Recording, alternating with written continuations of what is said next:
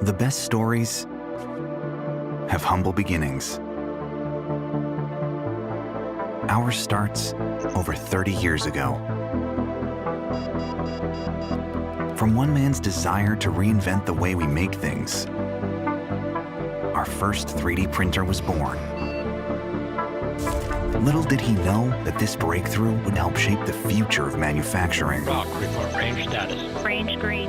T-minus 10, 9, 8, 7, 6, 5, 4, 3, 2.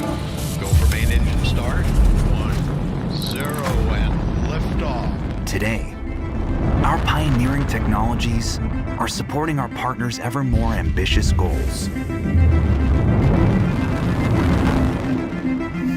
The innovation never stops.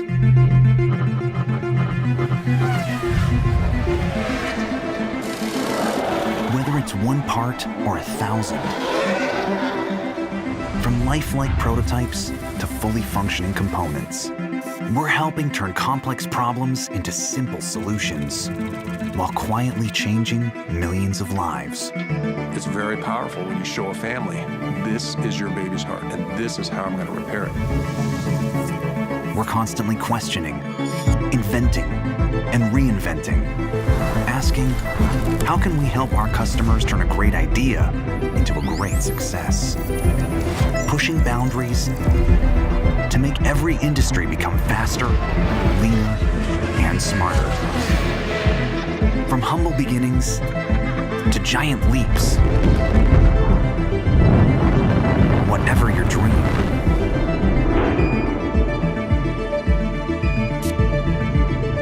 make the impossible possible.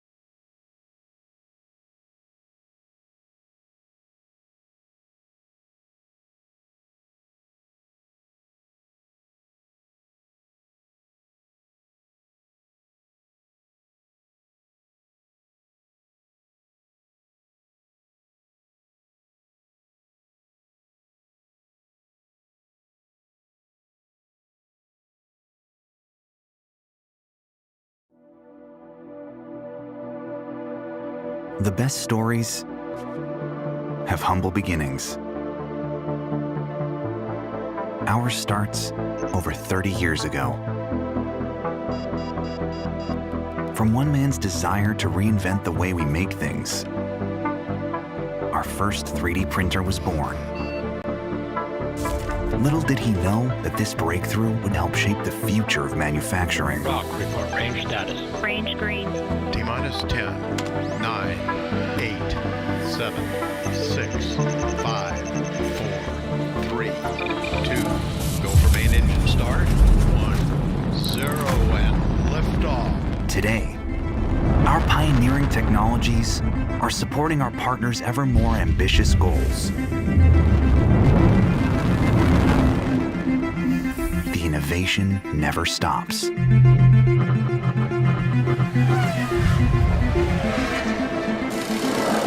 Whether it's one part or 1,000,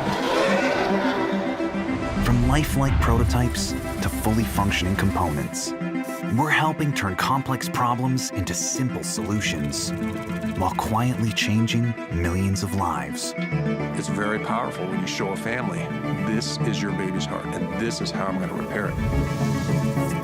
We're constantly questioning, inventing, and reinventing, asking, how can we help our customers turn a great idea into a great success? Pushing boundaries to make every industry become faster, leaner, and smarter. From humble beginnings to giant leaps. Whatever your dream.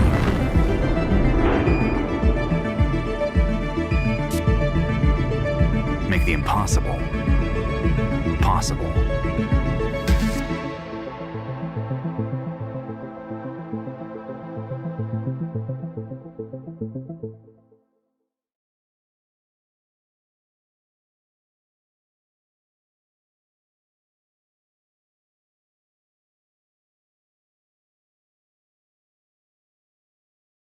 I'm Ryan. And I'm Weston. We are part of the FTC team Iron Gears. This is our team's 6th season in FTC, and we have a total of 7 members that are all high school seniors that want to take a leadership role in the future of engineering.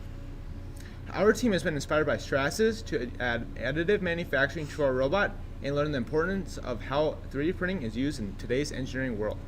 Speaking about the importance of engineering, today we have 3 engineers talking about Stratasys, talking about how Stratasys has helped with the 5 different technologies they have developed.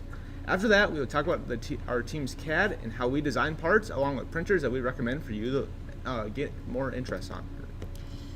And if anyone in the stream would like to ask questions about the specific field we are in, just type them in chat and we will ask them to the professionals. Next is Alan Creamer to talk about the application of 3D printing in the automotive industry.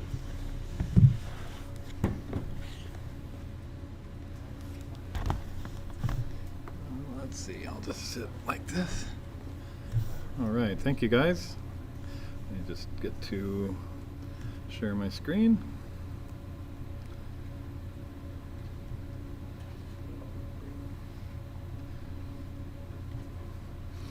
Okay, my name's Alan Kramer. I'm the applications engineer for the Fortis FDM manufacturing line of products here. And I'm going to show a few brief slides about automotive motorsports applications. So we work with all these different brands and then some. This is just a quick snapshot of some of the brands we work with. And all of these customers are using our products actively every day in development of their products. These are kind of the families of applications that we follow, and I'll take you through briefly through each of these categories. Prototyping has been around for a long time, and that's a big part of our market. Production parts is where we'd like to be. We are expanding heavily into the tooling and manufacturing aids. And you can see a quote from Penske Racing. They're one of our teams that we sponsor. And some examples of soluble tooling for composites to make a seamless tube out of carbon fiber. We actually print the white part at the top left, wrap it with carbon fiber, bake it, cure it, and then dissolve the inside mandrel in our wash tank. That material is also known as our support material. When we print a part, you'll wash that away from the part. More examples of the same activity here: composite tooling without any seams and on-demand flexible manufacturing. That same soluble material for composites works well for plating as well. You can plate over it and then wash it out of the inside of your part to have a seamless metal tube. Here's some composite layup tooling. This is examples from Penske and Falcon Jet and a few others, printed in Ultim 1010. Alec, if you want to move that mouse off the screen on the mouse here. Here's an example from McLaren Formula One. We sponsor that team, and they updated their rear wing element in 7 days using this technique here, from design to printing the tool. And you see the amber and gray tool. The amber is the base material, Ultim 1010. The gray is the primer surface coat, and they wrapped it with carbon fiber and then pulled the carbon fiber parts off of that tool, trimmed them, sanded them, and bonded them into the rear wing element.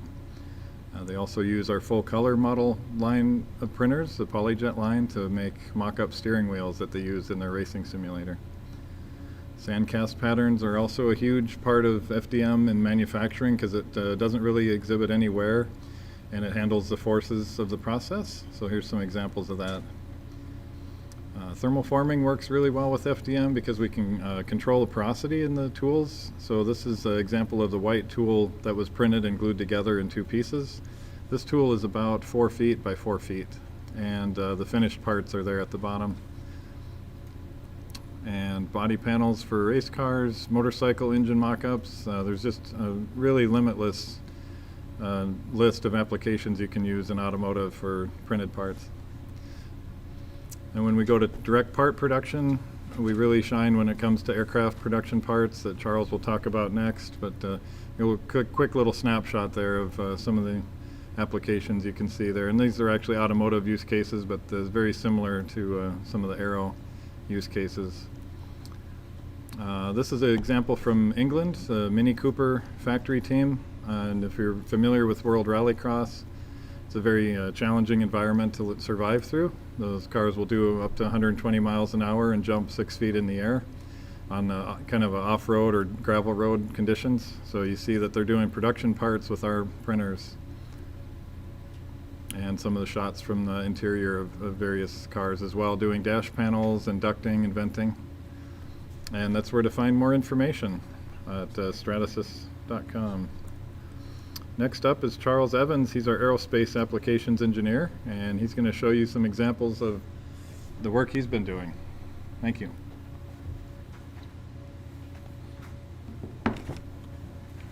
Howdy. Like Alan said, my name is Charles Evans. I'm an engineer supporting all of our aerospace business. I tend to work primarily with our top tier customers such as Lockheed Martin, Boeing, Northrop Grumman, and Raytheon. And I'm going to walk through all of the different things that we tend to focus on the aerospace side. Typically, the aerospace customers are pretty early adopters of this technology. They really like to be on the bleeding edge of what's possible and pushing us to do better, pushing us to improve our capabilities, improve our materials, improve our printers. So to start with kind of a general overview of all the places where we see 3D printing applied in the manufacturing environment. Really everywhere from helping with assembly to developing anything in R&D. Quality control is a huge piece of it. And then getting into packaging, health and safety, and then various other types of equipment. We really have 3D printing applications across the manufacturing space. As an example, here's a picture from the United Launch Alliance. You may be familiar with them. They make rockets, and in this case, they're using 3D printed fixtures to help them drill all of the holes and line up the different assembly pieces they have during their construction process. Another example comes from Boom Supersonic. They are developing a replacement for the Concorde, which went out of use several years ago, to have a supersonic transport. In this case, they use 3D printing to build all of their drill blocks.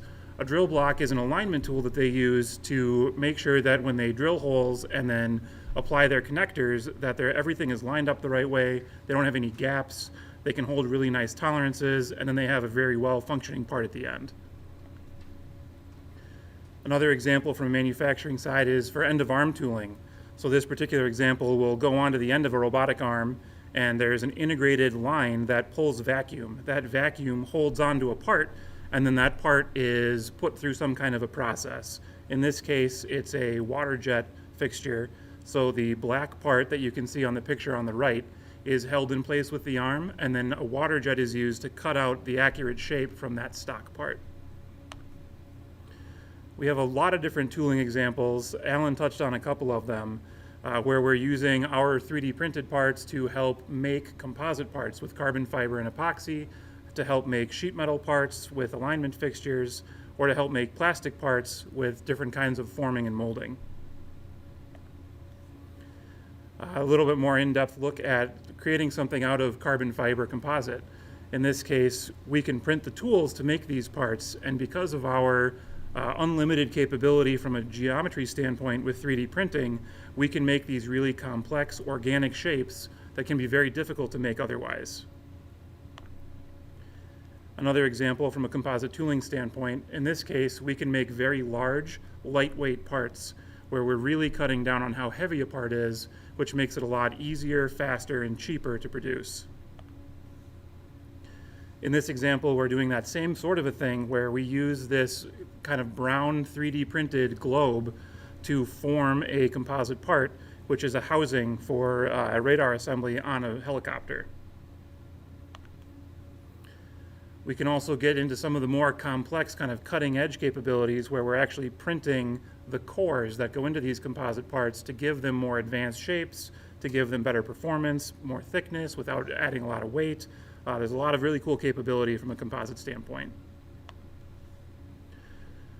The real bread and butter from the 3D printing side in aerospace is when we push into part production. So this is actually printing parts that are going to go on aircraft and fly on those aircraft. You've likely all been on an airplane that has a 3D printed part on it somewhere. We see a lot of that in drones. That's where a lot of that early adoption goes, to try out these types of applications, make sure that it works, make sure it's safe without any kind of human life involved. And then once those are proved out, we can move to an actual passenger aircraft. There's a lot of different spaces where we're printing parts today. These are mostly what we'd call a low criticality part. So it's not something where if it breaks, the airplane's going to crash. It's the stuff that you don't often see, like electrical housings, ductings behind the walls, different kinds of fittings and brackets. And then we do have some cosmetic capabilities too, where we get into like the panels around the window, or the bin that might hold the magazine, or a screen bezel. There's a lot of places where we can use these 3D printed parts very cost effectively. There's some pretty cool examples for how we can use 3D printed parts for different types of unique lighting within an aircraft cabin. We can print these really complex patterns and features and then light them in cool and different ways to really give a personalized capability to that aircraft. We see a lot of it done in cabins. We're looking at business jets, highly customizable. You want a given shape, you want a given design, you want a brand name maybe. We can use 3D printing to make those parts very easily and cheaply. This is an example of a curtain header. Again, it's the high complexity that we can build into one part, and because we have all this different kind of geometry in one single print, we can reduce the cost and the assembly process for how we need to put these parts together. This part really shows off some of the capability we have with 3D printing, where we can create these unique kind of organic geometries to take advantage of lighter weight but still equal strength type of parts. So another example of a window covering we might be able to do. Some more examples of various different housings and faceplates. The stuff that is pretty easy to make, but it really can provide some good cost benefit for us from a 3D printing standpoint. And then when we look at cockpit interiors, we see a lot of work in simulators. So when companies are developing these aircraft, they're training pilots, they're even training the assemblers and designers. They can use 3D printing to make all of these parts before they need to go into full production and really speed up their timelines. The Air Force is one of our huge adopters right now because they operate a fleet of pretty old aircraft. I mean, we have aircraft that are in service for 40, 50, 60 years, and the parts that were built on that aircraft originally aren't made anymore. So we can use 3D printing to reverse engineer those components and then install them on the current fleet. Some more examples of various different types of ducts and internal features. These are all great examples of how we use our 3D printed materials to fit into these aerospace needs. We can get into some pretty cool capability with texturing, where maybe that 3D printed look with all the little layer lines, maybe that's not what a customer wants that final part to look like. So we'll put a finished texture, we'll print this right onto the part, and it goes a long way into hiding those layer lines and making a more cosmetically appealing part. If that's not really the case, if that's not what they're looking for, we can go into finishes where we'll prime and paint and then ultimately apply that final finish. In this case, it's a hydro dip method to get this cool kind of wood grain texture onto a part. And then moving beyond the commercial aircraft, we go into space. We have got a lot of really cool applications in space because of the way that we print our materials, and because of the materials that we can print, we fit really well into this space environment. We have these, certain materials where it's a very high strength material and it has a very low outgassing.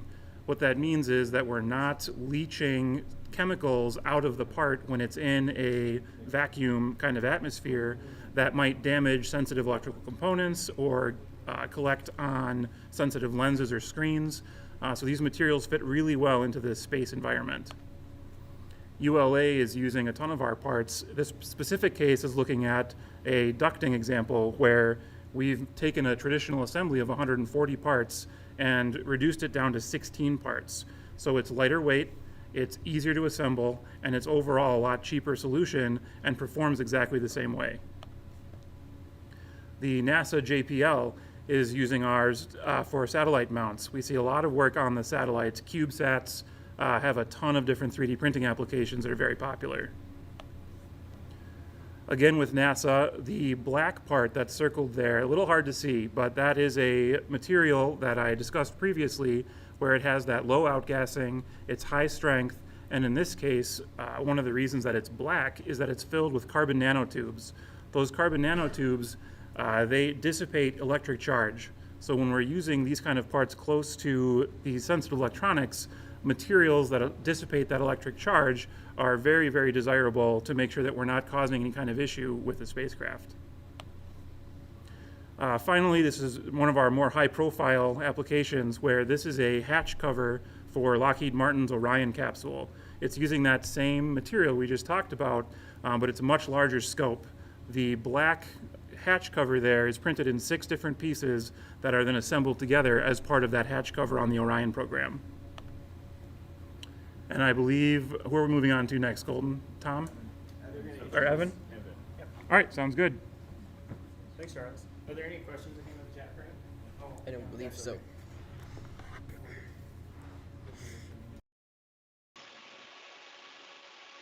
All right. Thank you very much for speaking. Next, we can switch over to Evan. Evan's going to do the application.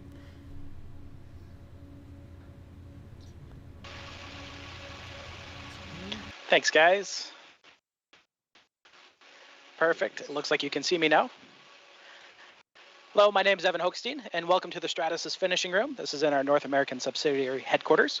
I am a healthcare solutions engineer here at Stratasys with multiple different types of responsibilities. Today, we're going to talk a little bit about how 3D printing is used in not only hospitals, but also dental labs, and actually your dentist in the near future. One piece of advice I have for everybody on the call is always question what you see, because it might be 3D printed. Moving on over to the table over here. You guys can move that camera for me, thank you. We have a collection of 3D printed healthcare parts. We're going to start a little bit in the dental industry.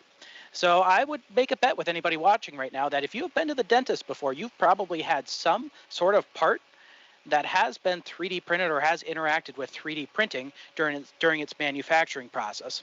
And a really good example of that is actually going to be the clear aligner industry. So you can see here, this is actually an example of an arch. This is a scan of your teeth that's then been 3D printed. And what's formed on top of those using a thermal forming process is actually those clear aligners, those clear arches. So you can see here, I know it's kind of small, it's hard to see. This is actually something you'd put in your mouth and it'd help align your teeth. And of course, that's not the only application within the dental industry. We have quite a few applications within the dental industry. But let's move on to the hospital industry. How is 3D printing used in hospitals today? We talk a lot about preoperative planning. That's where we're actually going to go into the hospital. We call this point of care printing. And we're going to print some of these models in the hospital, probably in a lab very close to the operating room. The way we use these is going to be specialized surgeries. Perhaps there's a specific tumor somewhere within the human body that that the surgeon wants to go in and identify, understand, take a look at, and really diagnose before they go into the surgery itself. We can also see it used for prosthetics, and we conventionally think of like prosthetics and orthotics as something that we'd use for an arm replacement or perhaps a leg replacement, something that's ambulatory or a limb. But we can also see prosthetics with eyes. There's a recent article that was published about a patient out in Europe that actually has a 3D printed eye. So we're actually taking a look at a very similar object to that right here in front of me. This is a 3D printed eye. It was 3D printed all at one time. We have multiple materials in here, and it looks like glass. It's actually all plastic. And it looks more realistic than you could ever manufacture using conventional glass methods. So if we can actually look in at this eye, there's actually some depth to it. As I tilt it to the side, you can see there's some blue depth going down into the eye itself. This is very unique to 3D printing technology. We take a look at other manufacturing technologies, again like glass, and you cannot control what we call down to the voxel level. The voxel level is when we have very fine control of the materials we're jetting, in this case color. We think of it kind of like Minecraft or Lego blocks. This eye just does not want to stay for me. set it off to the side for now. So like Minecraft or Lego blocks, where we're actually using, multiple very small blocks, assembling them in different ways, and it's either going to give us a bigger picture of something 3D and color. We're doing the exact same thing with 3D printing. But outside of color, we actually do a lot of functional models as well. This is a gigantic gummy bear. And no, it's not for eating. I know it looks delicious, at least to me it does, but you do not want to eat this. It's very toxic to you, but it's very soft. I can actually mold it. I can move it around, really do whatever I want for it. And it's a model that we typically suggest as like a skin type feel to it. And we actually use that in pre-surgical planning as well. We'll rehearse a surgery with our surgeons before we go in and perform it on a patient. As we look at each human body is very unique. So it's important when we have unique anatomy, especially in pediatric or children patients, that we understand precisely how we're going to go in and perform the surgery. So we have some cutaway models here as well.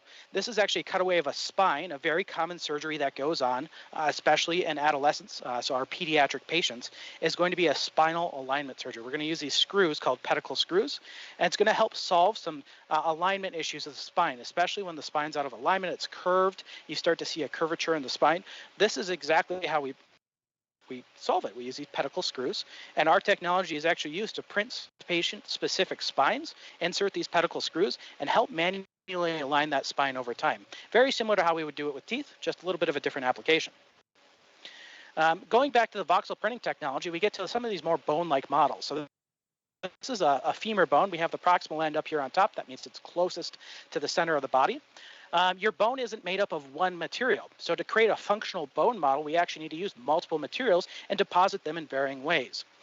Bone is made up of a cortical shell on the outside, followed by kind of a trabecular spongy bone on both ends of it. As we typically refer to it as a spongy bone. And then finally, throughout the center, you're going to have bone marrow.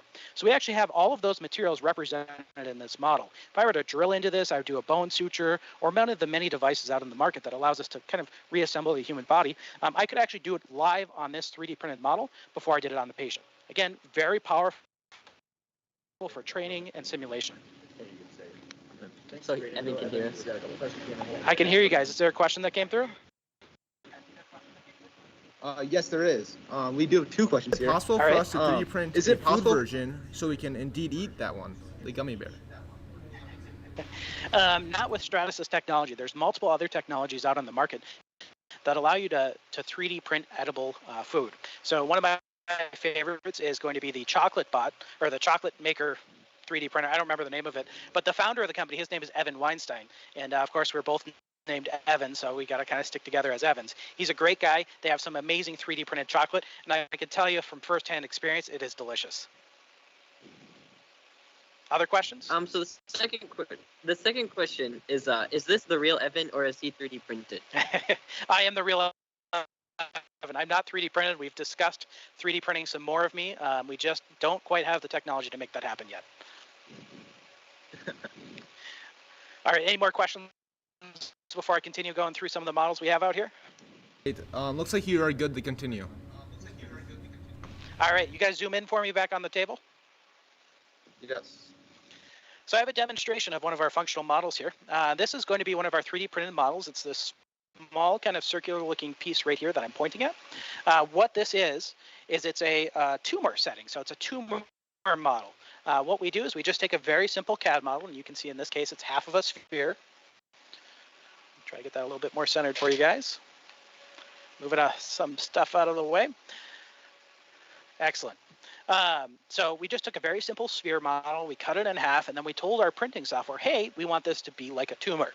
So in this case, it's an encapsulated tumor. It's got some skin on it. But what I can do with a scalpel is I can cut right into this model. I'm going to cut away some of the skin here. Kind of give us a little bit of a window to look in. And of course, never practice cutting like I do here, cutting towards myself. You should not do that. But you can see I've kind of peeled away some of the skin, and actually I broke some of it off here. You can see this in my hand. There's a little bit of the skin that's been peeled off, but the inside is actually jetted using a Perlin noise function. So if you guys aren't familiar with Perlin noise, it's something that was created to help reduce the amount of data used in an image in the very early days of the internet, when we had very slow data going from server to server. We've used that same algorithm to actually jet out some interior model, some of this model in here. So as I cut into this model, I'm going to just try to cut out some of this tumor, and you're going to see it's kind of like a, I don't know if I have a good analogy for this, but it's very pliable material. It's very soft, and it's very easy to cut into. It feels very similar to a real tumor that would be in a real human body. We've used this in multiple surgical theaters and multiple operating rooms to help practice with surgeons. What does it actually feel like to remove a tumor from a kidney before we do it on a real human being? Next, so everything you've seen so far has been our PolyJet technology, which Colton's going to give you guys a deep dive into later. But there's one other technology I have here at the table. Sorry for making you guys zoom out and then zoom in again. Can you guys zoom in? This is actually going to be from our Origin technology. This is going to be a vat photopolymerization technology. We call it P3. It's like digital light processing, or DLP. What I have here in my hand is a swab. It's a nasal swab that we used during the pandemic. Well, it's still ongoing, so the continuing pandemic. We printed tens of thousands, if not hundreds of thousands of these for tests to be conducted. This actual object, before it was 3D printed, was very hard to conventionally manufacture. If I could show you guys the tip of this, I would. I know it's hard to see on this camera here, but it's a very complex tip. That means it's very hard to conventionally manufacture. However, when we 3D print something, it makes it a lot easier to create complex structures in our models. So we found a way that we could produce this using our DLP technology from Origin in a very efficient method that could produce about 1,000 of these per tray, go through a sterilization method, and then ship out en masse throughout the United States to make sure we were meeting our testing needs. And last but not least, got to show off my last model, the hand model. The creepy hand model is what it's commonly referred to. It actually does work like a real hand. I can move all of these fingers. I can shake it. It's a right hand, so it makes it a little bit easier. But it's a great model to show off. We bring these to all of our trade shows. I try to bring it to a lot of the robotics events that Colton and I are volunteering at. And everybody calls it the creepy hand because it's so realistic. So with that, any other questions? Yes, we do have one more. Question. What type of CADing software do you use when designing these parts, along with what type of slicing software do you use? Great question. You guys want to go back to the preset 1 camera for me? Thank you. So what type of CAD software do we use? Well, when we're working in the hospital, a lot of times what we take is our CT and our MRI data. So these are going to be scanned. It's going to be scan data we get from actually scanning the human body. And that comes out in slices. So think of it like a cake, a layered cake. We have multiple layers within that cake. Well, when you get a CT or an MRI, the output of that is multiple images in layers.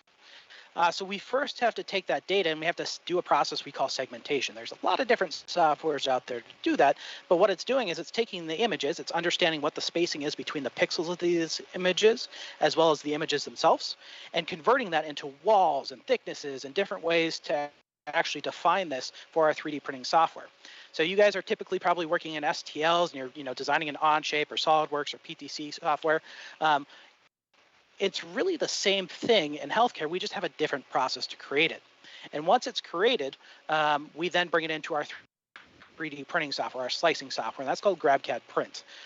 We don't really slice anything like you would with kind of the maker level printers, your typical common robotics printers like MakerBot, Ultimaker, Prusa. We're actually not showing you kind of that back end slicing. We're showing you a front end where we're saying we want to print tumors, we want to print femurs. We're going in there and we're using medical terminology to actually assign these complex materials to our parts. Any other questions from YouTube Iron Gears? Colton, Yes, Colton. We actually have a couple more questions. Or excuse me, Evan. Sorry. So would you use these 3D printed hands and parts for a Halloween haunted house, and how much for each one? That's a good question. I would love to use these for a haunted house. It would be very cool to make an automated robotic system that could have like the hand reach out and grab you. That'd be pretty creepy and pretty scary. So yeah, absolutely. The cost behind these is quite expensive. It is a very unique technology that's on the market with very unique materials. So if I were to 3D print that hand, it's probably going to cost around $700 for that full hand to be 3D printed and shipped out to me. Awesome. Thank you. The biggest what are the 3D printer dimensions you of the guys biggest 3D you guys have? That's a good question. Let's save that one for the end when we go through all of our technologies, because it might get answered here in a few minutes. For sure. And one more question too. Have you accidentally ate that apple? Accidentally ate that apple? I really want to. because it looks like such a delicious apple. I'm not going to eat it right now because it is 3D printed. I can't actually eat this. It would be very toxic and poisonous to me if I were to eat it. So no, I wish I had a real apple here to compare it to. But if you see these apples in person, you can't tell the difference. Awesome. Well, thank you, Evan, so much. Awesome. Well, thank you, Evan, so much. And we are going to move on. Thanks, guys. We're going. Yeah, we're gonna talk now. We're gonna talk about specific 3D printing technologies. So first is Tom Leach, who is going to be talking about FDM. All right. Well, thanks, guys.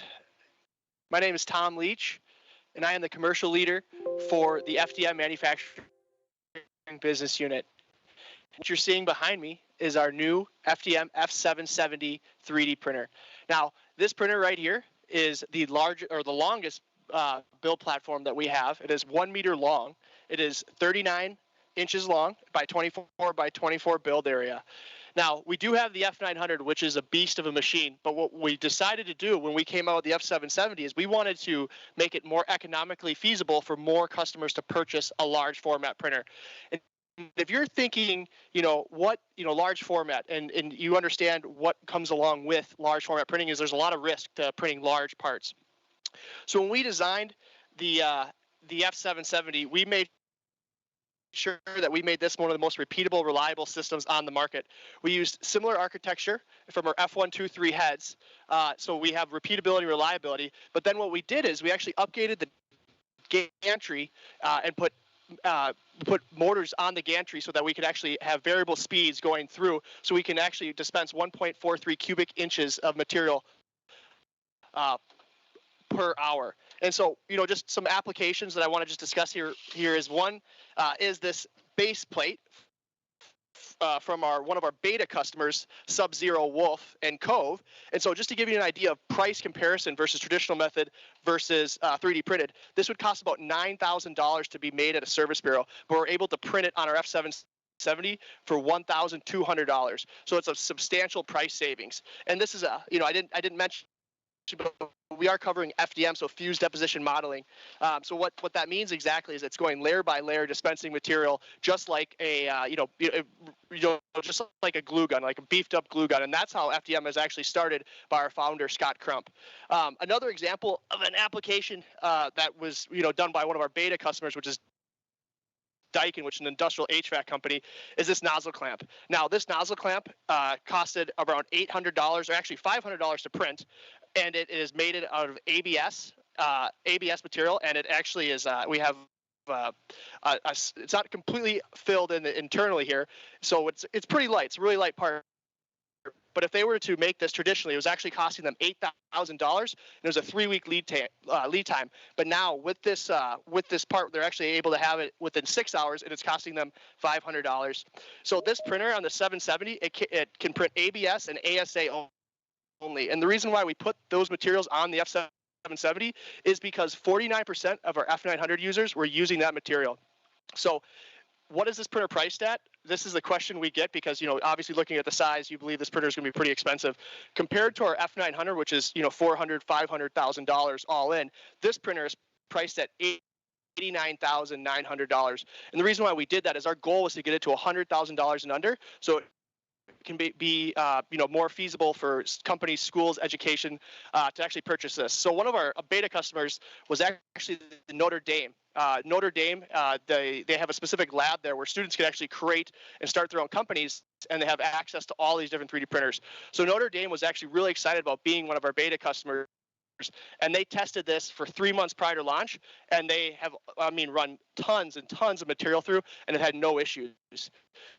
Before we launched this printer, we actually did about 14,300 hours worth of testing. So we know that this is the most repeatable, reliable, and accurate system in FDM, on this platform, on the F123.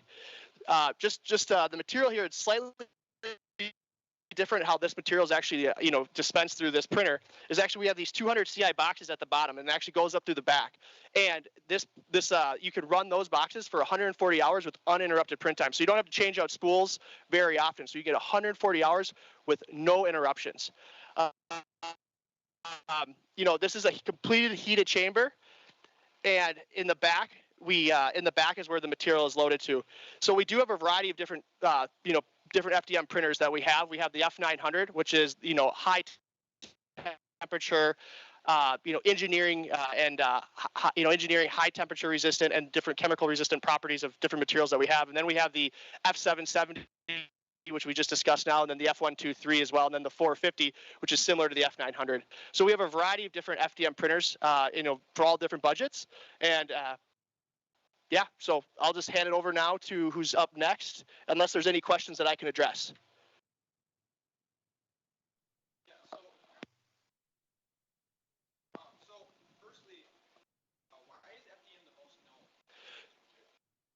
Say it again? Why is FDM the most known printing type? FDM is the most known printing type because it is technically the second 3D printer technology ever created. So it was created by Scott Crump, and how he did that was he took a glue gun and programmed it to dispense material. And so FDM is actually one of the most utilized 3D printer technologies on the market today, and it's accessible. There's not a huge learning curve to using FDM, and that's what makes it, so that's why it's adapted, and it doesn't have a huge learning curve in terms of utilizing it. And there's different price points. So you can get it from a starter, from an at-home kit to a $500 printer, all the way up to $500,000 of FDM. And it's accessible for all industries, for all markets, with a variety of different applications, from aero, auto, government, DoD, education. I mean, anybody can utilize FDM. In FDM printing, what is the strength you're looking at in parts? What is the strength you're looking at in parts? What would you use the parts for? What would you use for, depending on how strong they need to be? It's a great question. So we actually have nylon 12, nylon CF12. It's an extremely strong material. So it's nylon and 35% carbon fiber. So it's an extremely strong part.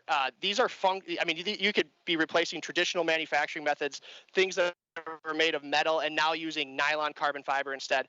I don't have the exact strengths and mechanicals, but that is one of our strongest materials. And we also have Antero that is extremely strong as well, but nylon 12 CF, and then we also have ABS CF10 on our F123 platform. And if you were to use ABS CF10, it can be extremely strong. So it's kind of tough to give the mechanicals, but you can get really good strength out of those parts. Awesome. Thank you, Tom, so much. We really appreciate it. Next we are going to be moving on to Alec, and we will swap the camera over to him. He's going to be talking about SAF.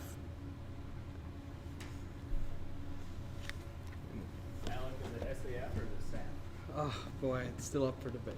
It's supposed to be SAF. You don't want to weigh in with your opinion? There's my opinion. It's supposed to be SAF.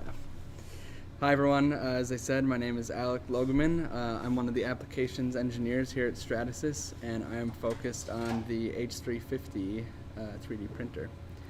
So I'm just going to share my screen here. I have a couple slides for you all. So the H350 printer works a little bit differently than maybe most other 3D printing technologies you'd be familiar with. It's actually a powder-based system, which means it's not actually extruding material to print out a part or jetting out a material like maybe you've seen with PolyJet. So this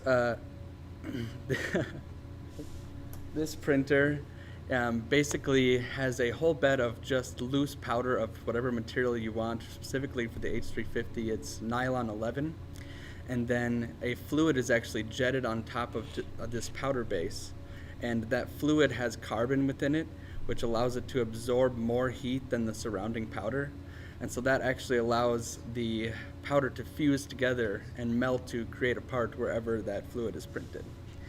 So I'll just go through these slides here. A little bit more about how it works. One of the benefits of this printing technology is that it's actually beneficial to use as much of your printing volume as possible. So you can see here in the top right hand corner, this is what I would call a nested build. So because it's all printed within powder, the powder acts as its own support material, and it's beneficial to utilize as much of that volume as possible. So in this specific build, we're printing a ton of dog bones that we would use for testing to ensure the strength of our material, and we're able to fit hundreds to thousands of parts within this print volume, which is about 12 inches by 12 inches by 8 inches. So even though it's a smaller volume, you can crank out a lot of parts very quickly. For example, this print volume takes about 13 hours to print a full volume, regardless of how many parts you're able to fit inside of it. So this actually allows us to get a pretty low cost per part compared to other technologies. If you have a small part that you wanted to print 1,000 times on FDM, it would take you 1,000 times as long as one part and 1,000 times the cost. But with a powder-based system, it's actually beneficial to do 1,000 parts because it's going to cost you the same amount of material and the same amount of time as it would be just to print one part in that print bed. So this is kind of Stratasys' push into the manufacturing sector of end-use parts. We want somebody to be able to really manufacture parts instead of just prototyping. These are parts that can be end-used by customers all over.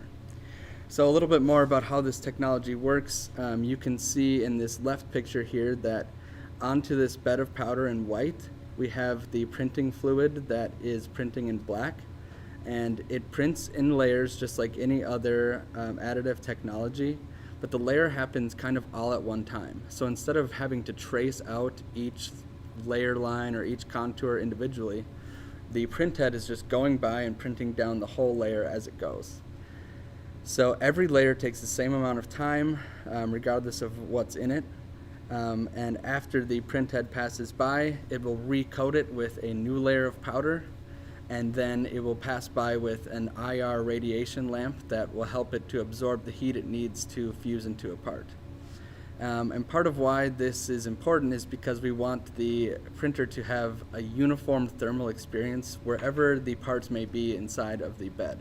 So in this top right hand corner, we want all of these testing dog bones to experience the exact same conditions so that they have consistent properties and consistent shapes.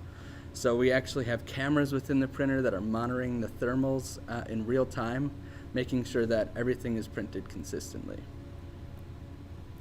So a little bit about the applications of this printer. As I kind of mentioned, we want to make consistent production grade plastic parts.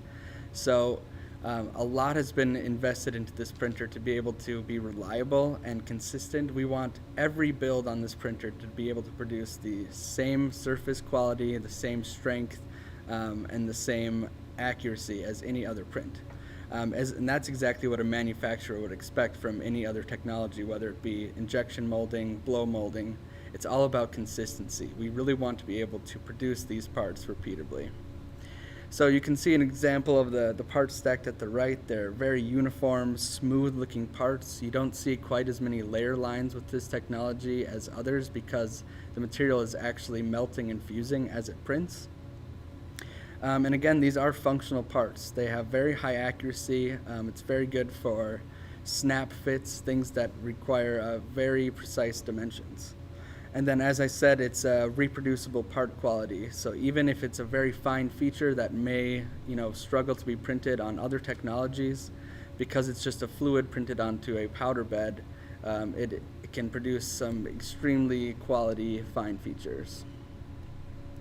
And so a little bit about where this printing technology might actually be used.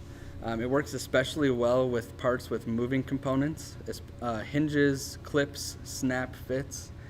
So we see it used a lot in like automotive connectors. You can see that buckle there. Anything that needs to, have that click that requires precision. And then quality finished and durable parts, things that need impact resistance. You can see the game controller there that has been produced out of the H350 powder system. We want you to be able to throw that game controller across the room and still have it be intact and functioning. So that's a really good, consumer plastics is a good application for this technology. And then finally, we are able to do robust and bulky parts as well. There are other powder-based technologies that can struggle to do large parts just because of the quantity of heat that's involved. But because of the thermal control in this printer, we're able to do some pretty large parts as well in the same build that you would do many other small parts.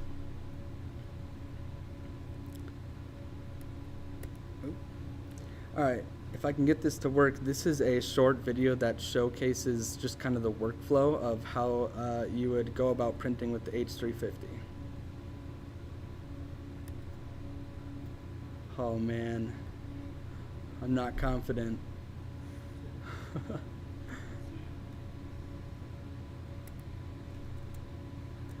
Oh, I guess we're gonna give up on that, but I'll just walk you through it. So you start out by nesting these parts in external software, and there's algorithms that fit the parts together like puzzle pieces to really pack as many parts as possible into that build volume. It's then run through a slicer that basically creates 2D images that the printer will use to lay down the fluid, and then it is sent to the printer. From there, the powder is laid out by a roller. The fluid is then printed on top of the powder, and each layer is printed like that, while the powder bed drops down and allows you to keep adding layers as you go. So you kind of end up with this big cake of powder that's full of parts at the end. And you can actually see in this picture, this is a person breaking out parts from that powder cake that you can see in the background. So another quality that is really, really exciting about the H350 is its sustainability.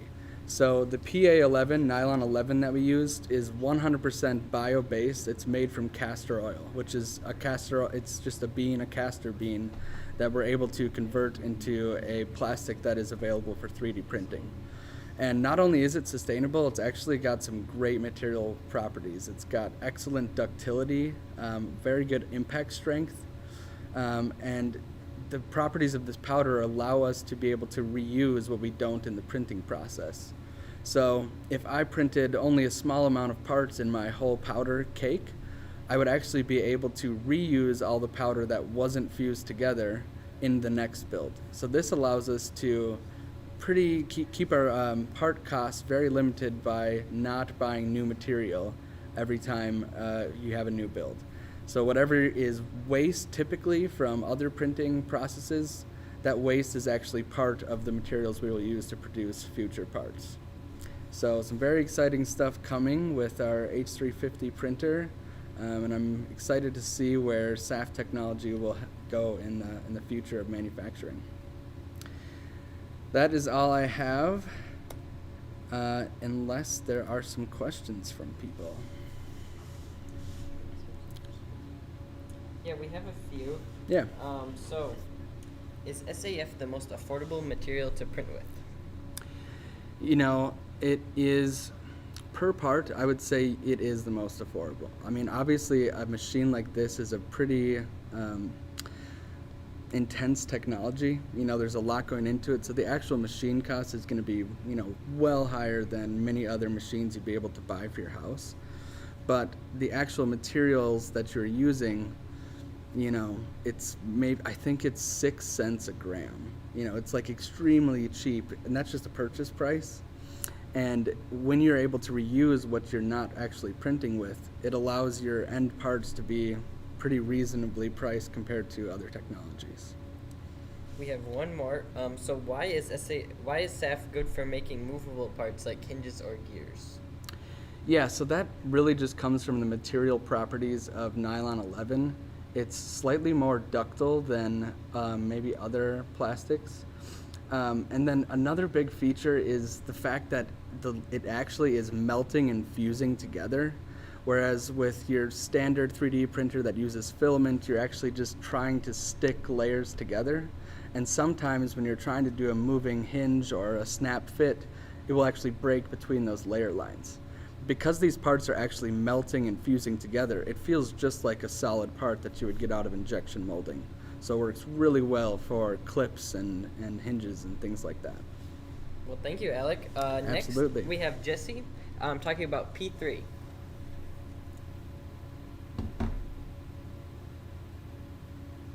Reichberg from actually in lovely New Orleans today at actually an educational conference. I got the lucky honor to talk to you guys about P3 technology. It's very new and exciting for us.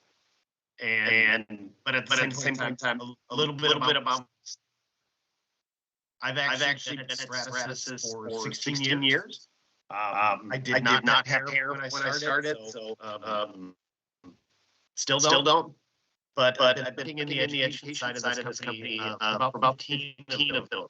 My role basically is the voice of education in Stratasys, and then for those out in the educational world, I help out a guy, I push our products, pricing and things like that. So anything from K-12 to research universities.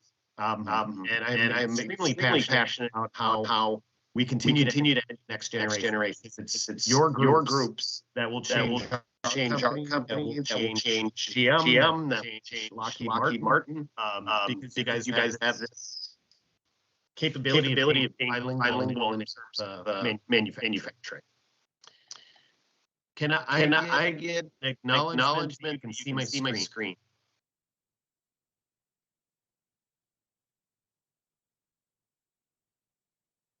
All right, we'll deal with that. P3. So this is actually a programmable photopolymerization. This is a light projector that is the bottom of the system that actually flashes up and cures each layer. Unlike FDM and PolyJet, where you're basically an outline, filling in the gaps. Like compare FDM to a coloring. You do the exterior and you color in. And then PolyJet, where you're laying down by droplet. This flashes, and then that entire layer is cured. Right? So it's flash and go. This is a very quick technology. Especially if you print multiple parts. The printing 30 of one part versus 1 of one part is typically the exact same time.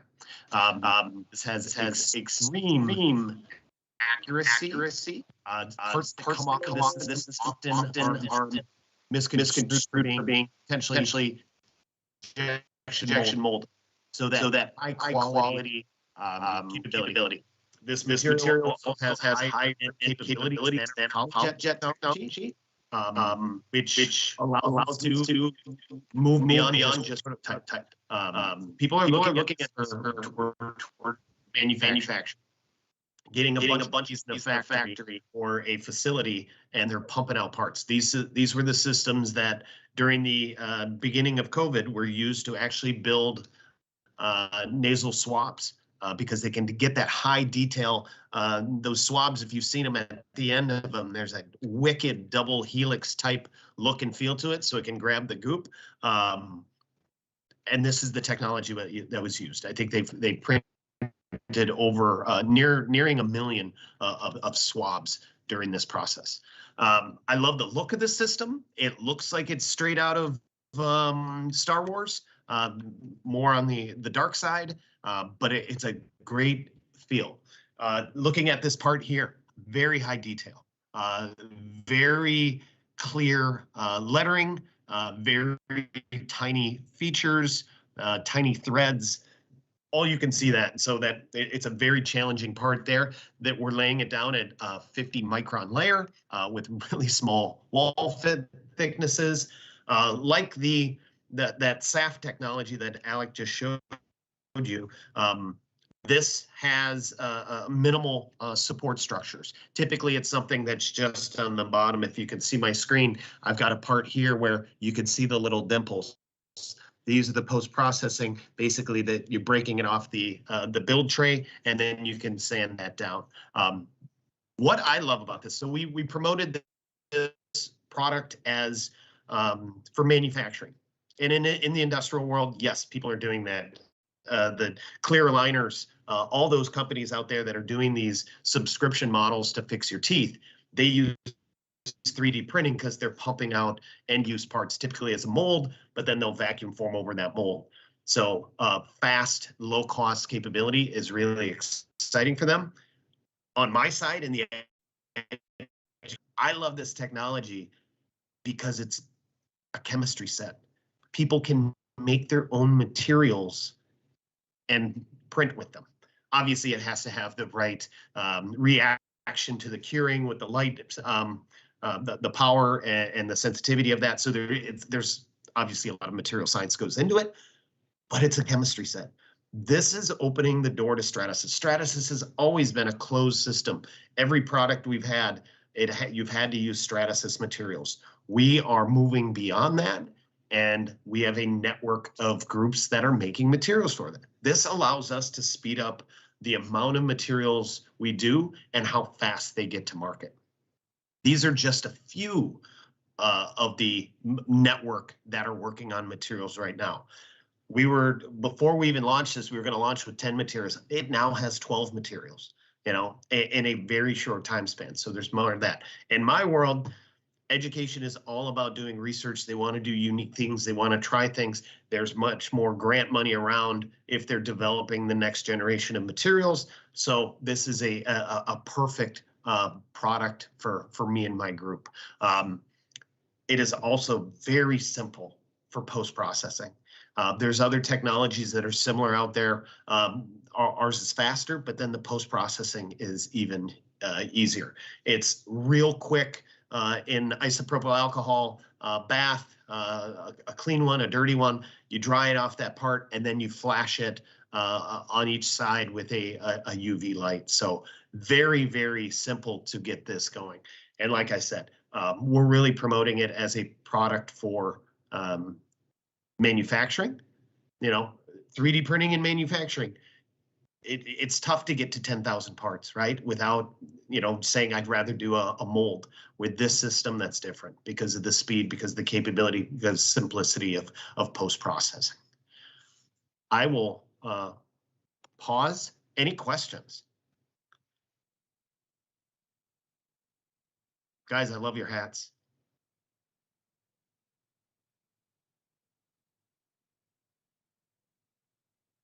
Excellent. You guys need anything else from me? I'm here.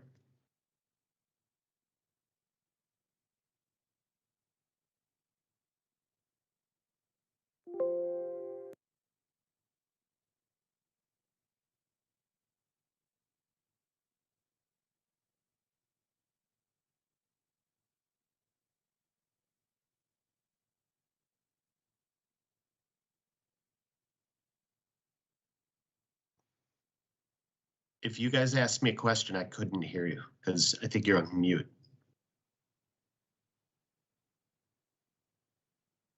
Now I can hear you. Oh, can you hear us now? Yep. Awesome. If you don't mind, we had a little bit of technical difficulties in the very start. Do you mind just covering the first 2 slides again? Yeah, for sure. Let me get back to it. First 2 slides. All right, so I started here talking about this product. So P3 stands for programmable photopolymerization. It is using a DLP projector, direct light projector, flashing up from the bottom here into a vat of resin. This vat of resin is it's basically about 8 inches wide, about 3 inches deep, but it's filled with this liquid. And we have 12 different materials right now that you can use. And like I went on my tangent, the ability to manufacture, create your own that react to this light.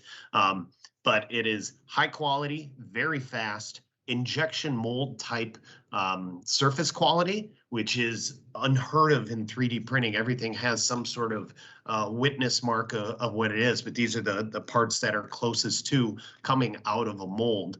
And it's a quick post-process, like I talked about, just a couple minutes, and you come from printed part to part that's ready to be handled. And then it's got a lot of sensors and monitoring and control. That's why people are looking toward being a big piece for manufacturing. I did say it's a very cool looking piece of equipment, which is always a help when you're promoting or trying to sell, when people see something and they're like, this is just cool looking. But my key is we've developed it, and it is being promoted for manufacturing, but in education, research is everything about it. And I really pointed out to this part, high quality, really fine detail, the lettering, all that. But then if you see the little holes, if you see those little threads, the little tensile bar there. So very exciting technology.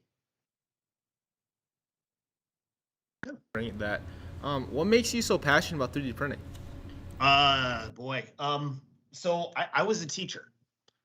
So I taught, and when I left teaching, I am lucky enough to get into this role where I'm still in education. I do, there's this beautiful Whitney Houston song. She believes the children are the future. I agree. They are the future. It's you guys that will change our company. It is you guys that are going to go change General Motors, Blue Origin. You're going to create your own companies.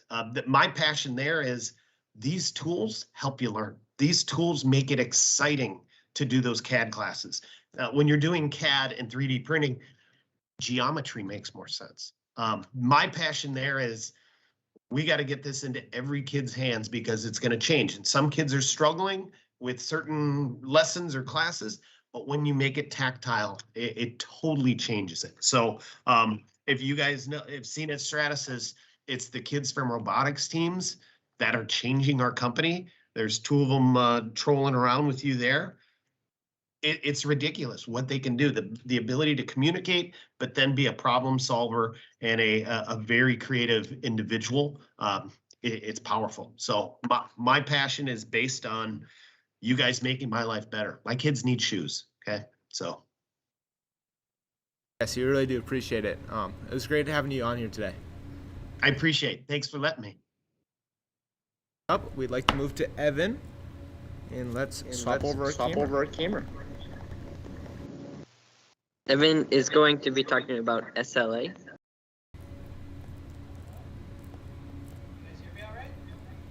Yep. Excellent. Can you guys see me? Oh, now it looks like you can. Welcome to the Stratasys stereolithography room.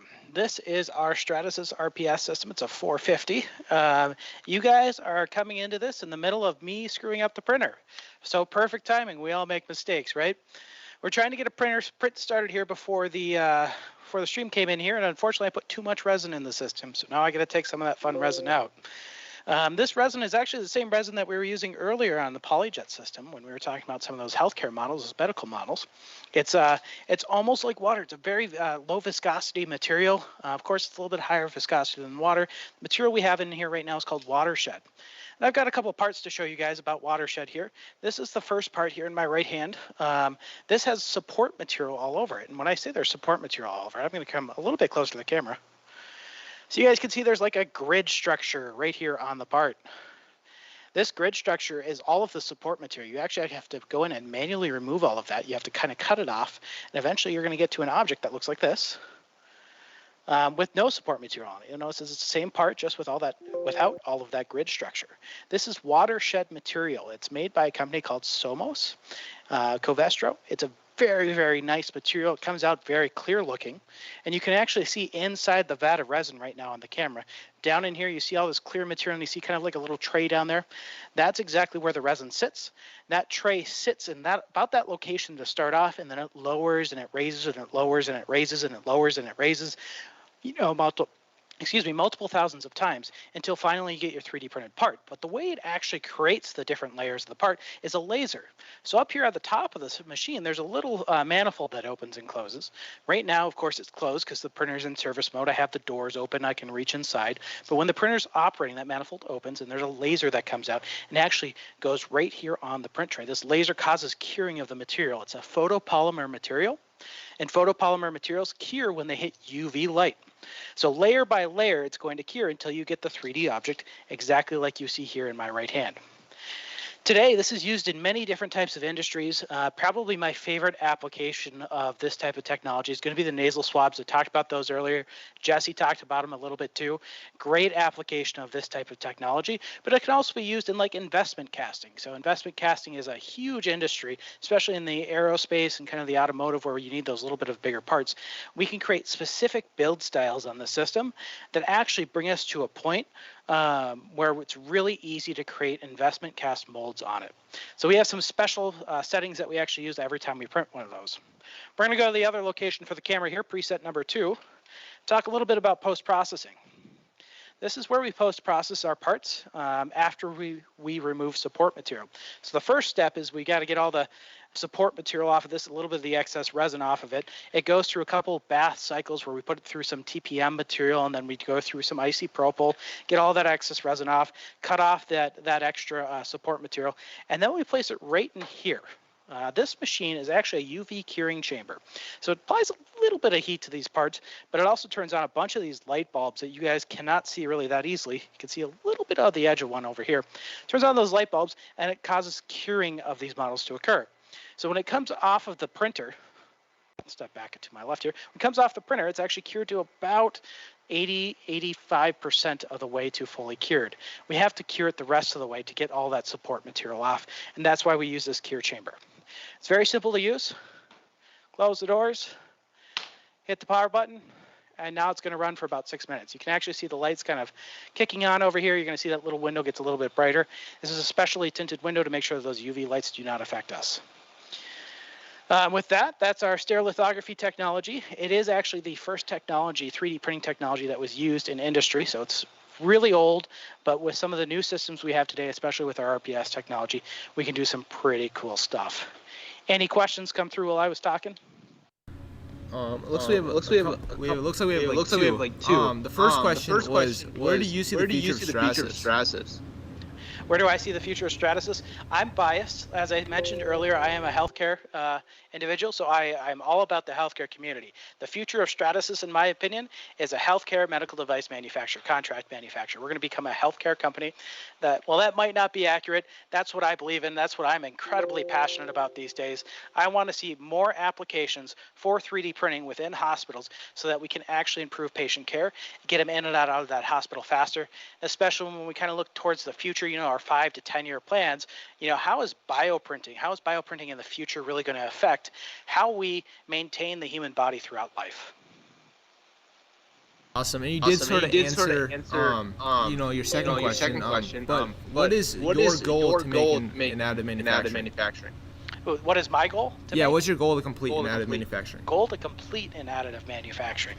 Good question. And really one thing I'm passionate about within kind of that healthcare space is going to be the quality aspects of it. So how do we really go and look at 3D printing and say, if I put this into a hospital, how do I know that when I print a 3D printed model on here, it's actually going to be the patient anatomy? Because we all know that robots sometimes break. Well, 3D printers sometimes break too. But what if it breaks in a way that I can't see or I can't discern with the naked eye? How do I know that this printer every single time is going to produce a quality output, whether it's an implant, whether it's a bioprinted model, whether it's just a simple pre-surgical planning model? I have to validate and verify that every model that comes off of this is manufactured properly. Awesome. Well, thank you so much for your time, Evan. And we are going to move on to Colton, if that is all right. Great. Thanks, guys. Good luck, Colton. Yep. Thank you.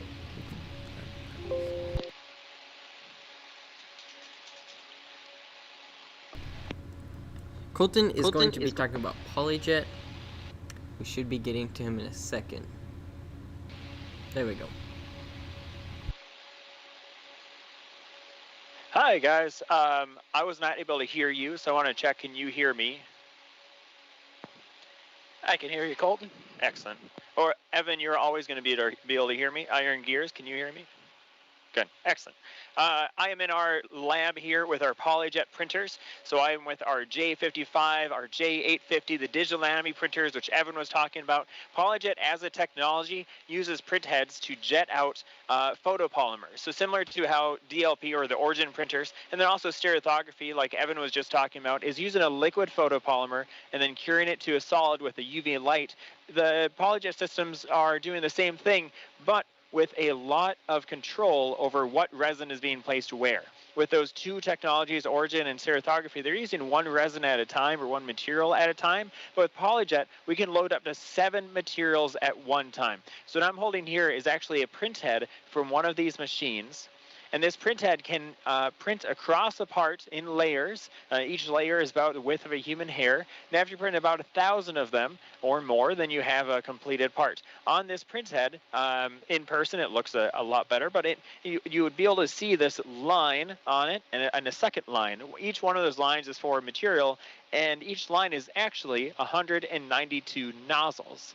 Those nozzles are tiny. They're controlled by a piezoelectric current. As the print head goes over the part, it is reading an encoder, and with each tick of the encoder, it then jets out a little bit of resin from the appropriate nozzles. So what can you make with PolyJet technology? Well, PolyJet is the only technology that's printing full color parts. When they come out of the printer, they have support on them. So that's why I actually put gloves on, because I can show you this peach here. It actually has support on the part still. You can see that it's supporting everything underneath the part. Because we're printing with a liquid, we need to hold up all of that resin during the printing. So that's why there's support under the whole thing. And I can actually push into this, and you can see that that support just comes off. It's kind of like a jello type texture. It's pretty soft, and we print it with some model material so we can control how hard or soft that material is. Perfect. And you just leave the camera right there. I'm going to put this down and come right back with a part or some parts that show the technology with support already removed. So this one, I know we saw Evan had an apple. This is the apple that is now sanded and clear coated, so it looks kind of glossy like an apple should. We could do things like pizza. If you put this piece of pizza on a paper plate and put some seasoning on it, it looks exactly like the real thing. So these fruits are kind of fun, but okay, what do you actually, like, you're not going to spend money on that. So these printers, I think, are the ideal printers for the industrial design group. If you're an industrial designer, you are making parts that people are going to interact with. Anything you interact with, an industrial designer has spent time worrying about what color is it going to be, what shape is it going to be, how are we going to make it, what's the user experience going to be. So this is a cup that an industrial designer worked on, and they were trying to figure out, okay, what's going to look like in your hand, what's going to look like on the shelf, and printing in PolyJet technology, we can even take the lid off of this cup and see the resin printed inside, and it's semi-transparent. You know, you can see through this red liquid. So we're even simulating the liquid or the product of that, you know, inside that packaging. We could do things like perfume bottles. So this one's a nice perfume bottle that's clear on the outside. We have some text built into it, and then there's these butterflies that are inside the model as well. There's some cool design things you can do with PolyJet that you can't do with other technologies because of these multiple materials. So one application of this could even be to use it as a finished product. So as a perfume bottle that you're going to buy, maybe it's glass, but it also has this clear PolyJet thing on it that adds some sort of customization or design that you can't do with injection molding. Or if you did it with injection molding, you have to injection mold, then overmold 3 times, and then put some stamps on it. But if you're going to do a small limited edition run, you're better off doing it with a technology like PolyJet. Another example is electronics. So this one is a speaker prototype. On the top, we have fabric. It feels like fabric. It also looks like fabric because it has the right colors. And then there's a screen in the middle to show what that interface is going to look like. But then, if we open it up, we can see on the inside how the screen comes apart, the speaker in there, the PCBs and what the shape of those are going to be. So this is going to increase good design decisions early on in the design process. But then, for example, like this, we could take this prototype and then send it to the manufacturer. And they're going to be a step ahead because the manufacturer will be able to understand the complete vision of the product before they start making them. They'll be able to understand what shape the PCB is going to be so they can make the right jigs and fixtures for the manufacturing line before they actually get the parts in hand. You can zoom out a bit if you want there. These are a couple more cosmetic parts. These are designed by the Adobe Substance Design team, also great for checking A/B testing. So these have slightly different graphics and colors on the front, so then you could put it in a consumer's hands and see which one do they react better to before you commit to your manufacturing line and process and tooling, and then it's too late to change anything. So that, as a whole, is PolyJet technology. I guess the one thing I should mention is the way these printers print is pretty cool. The J850s are the older technology where the print head is moving over the parts. And as the print head moves over the part, it's going to jet onto the tray, and the tray is going to move down. The alternative, just released almost 2 years ago now, is the J55. The J55 actually has a spinning tray. So if I open up the door, you can see it kind of looks like a record player inside. The tray spins, and the heads stay almost stationary. They are just indexing in and out. And this one on my left is actually printing. So you can see this one, the parts are zooming by on the front. For most geometries, that means this printer is going to print a bit faster. It's a smaller form factor, so it fits inside of a industrial design studio. Overall, just a fantastic machine. It's by far my favorite. Are there any questions that came in?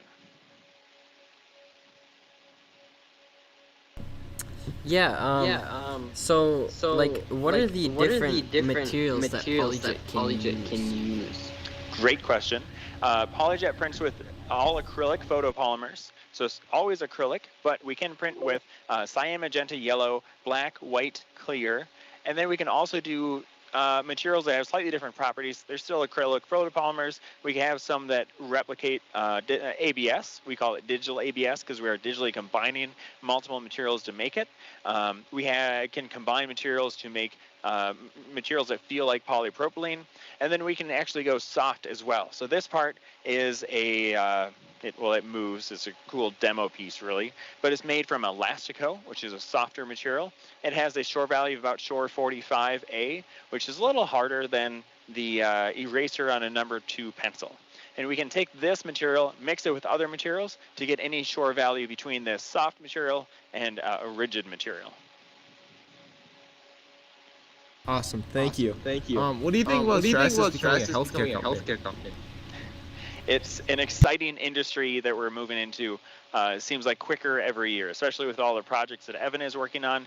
Healthcare is one of the most exciting fields in my mind because it's very emotional. The way that you can 3D print a model that is going to be used for surgery prep. So you're printing out a model specifically from someone's organ or for someone's scans, and then that is going to directly influence the surgery. Maybe it saves someone's life. I know it has saved lives before. It's a very emotional industry, but also quickly growing. Awesome. And then one more question too. How are you guys able to swap different colors so rapidly on the printer? Great question. So with the J55, you have 5 materials loaded at a time, and usually the configuration is cyan, magenta, yellow, white, and that gives you full color. You can make the whole color spectrum there. And then the 5th one, you can either have clear, so you could do things like the cup, or you could load black in, and that's going to give you better contrast. Your black's going to be darker. And usually you'd pick your configuration and then kind of stick with that configuration for at least a month, a couple months, a few months. Kind of pick the configuration that matches what types of things your company needs to print most. Or maybe you have 2 of them, right? And one has your soft Elastico on it and your digital ABS, and then the other one has your full color. That's your aesthetic printer. On the J850, you can load 7 materials at a time, so that gives you a little more flexibility. You could load full color plus black plus clear plus a soft material all at the same time. Awesome. Well, thank you so much, Colton. Almost said Evan. It was a pleasure having you on today. Really appreciate it. Thank you. All right.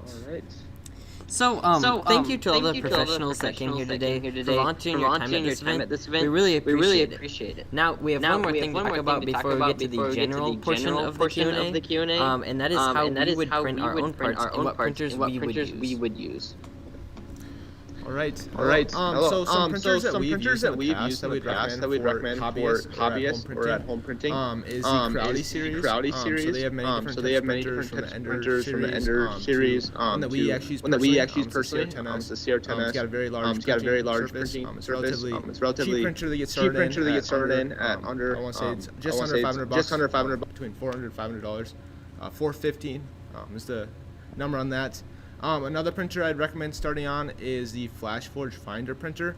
That one coming in at $300. It's got a pretty small print bed, but it's able to print materials such as PLA and TPU, and is a very good printer to start with. Another printer that I'd recommend starting with that's a little bit higher in the price range, but you're gonna get a much more higher quality print out of it, along with you're going to get much more reliability out of it, is the Prusa series. Starting with the Prusa Mini, which is starting a little bit on the cheaper side, which is a smaller print bed. The Prusa Mark III, Mark III S Plus, and that one is going to be at the $750 mark. And then also the brand new release, the Prusa XL, which is a very large printer that was just announced by Prusa officially, and is going to be coming out in the next second quarter of the next year. So I'm very excited to see that. When designing these parts in CAD, something to think about is you want to add, as much structure as possible, and you want to round all your corners using fillets, along with adding, triangles for structure. 3D printing parts can be very strong no matter the material when it's designed, properly and with tolerances in mind. So, just something to think about. Otherwise, we will look one more time for any questions, and if not, we will wrap up the stream. All right, so we'll give about 30 seconds, see if there's any new questions come in.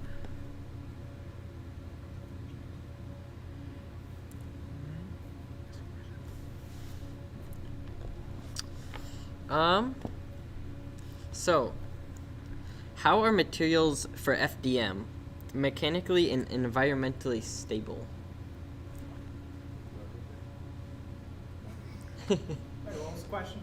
How is FDM materials mechanically and environmentally stable? So, not all of them are going to be, not all materials are created equal, right? These are thermoplastics we're primarily printing with. So we talk about like a ABS, which I don't remember what ABS stands for off the top of my head, and that's not going to be as stable if we say put it in sunlight. And same as with PLA, it's not going to be as stable, especially as it hits kind of external factors like in the environment outside. Whereas we look like at an ASA material, and that's going to be a lot more stable when it interacts with UV, and it's just due to the formulation of the material itself. We get to some of those higher requirement materials like Ultim 1010, Ultim 9085, or Antero 800NA. Those have been specially formulated by other companies with Stratasys to really provide a stable material that typically has a low FST rating or flame, smoke, and toxicity rating to really excel at those aerospace and automotive applications. So some of them, the popular ones, PLA, the popular low-cost ones, PLA, ABS, ASA, they're just chemical names. But then when you get up to the higher grade materials, that's actually chemists putting together these composites of specially formulated materials. So we call some of our materials like Antero 800NA, I referred to that. That's actually a PEEK-based material, and PEEK stands for polyether ketone, and PEC stands for polyether ketone ketone. So there's these complex names behind each of them, but a lot of them are compounds of different materials put together to really get to a good spot that's not only good for extruding on fused deposition modeling systems, but also good for the application it's used for. All right, and just an overall 3D printing question, is plastic the main material used, or is there any other materials that you guys have printed with?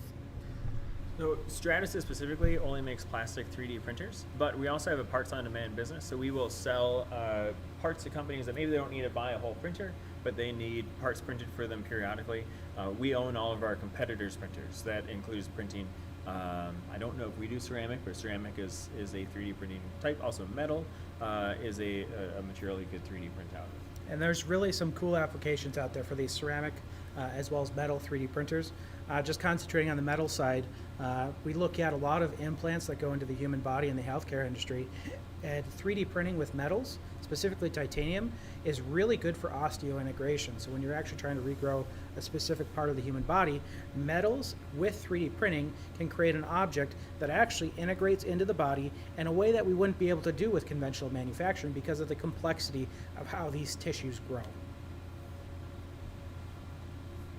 All right, well, thank you, Evan and Colton, very much for your time today, along with all the other engineers and volunteers we had out here that was able to go through the different technologies here at Stratasys. Again, Stratasys, thank you for helping us with this tour. We greatly appreciate it. And with that being said, is there anything else we'd like to add around? All right. Thanks, guys. Well, thank you guys all for tuning in. We really appreciate it. We look forward to seeing you guys on the next stream that we do. And thank you, everyone.